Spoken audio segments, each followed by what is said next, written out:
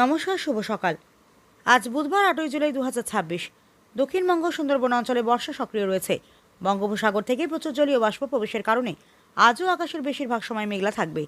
দিনের বিভিন্ন সময় বৃষ্টি, বজ্রসহ বৃষ্টি এবং কয়েকটি এলাকায় ভারী বৃষ্টির সম্ভাবনা রয়েছে। চলুন জেনে নেওয়া যাক আজকের আবহাওয়ার বিস্তারিত আপডেট। আজ সকাল থেকেই আকাশ থাকবে মেঘলা, অনেক এলাকায় হালকা বৃষ্টি দিয়ে দিনের শুরু হতে পারে। দুপুরের পর থেকে দক্ষিণবঙ্গের বিভিন্ন জেলায় বৃষ্টির পরিমাণ বাড়বে।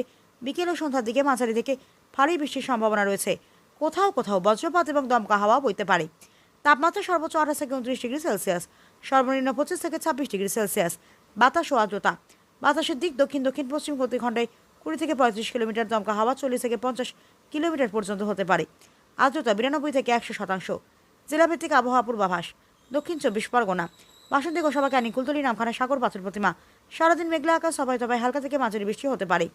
কয়েকটি এলাকায় ভারী বৃষ্টির সম্ভাবনা রয়েছে। উত্তর 24 পরগনা, হিঙ্গলগঞ্জ, হাসনাবাদ, বসিরহাট, টাকি মেঘলা আকাশ, দিনের বিভিন্ন সময় বৃষ্টি ও বজ্রপাতের সম্ভাবনা রয়েছে।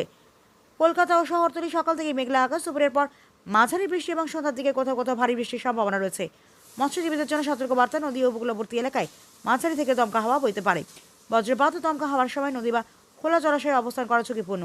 সমুদ্রে যাওয়ার আগে সর্বশেষ আবহাওয়ার সতর্কবার্তা জেনে নিন এবং প্রয়োজনীয় নিরাপত্তা ব্যবস্থা গ্রহণ করুন। এই ছিল আজকের আবহাওয়ার আপডেট।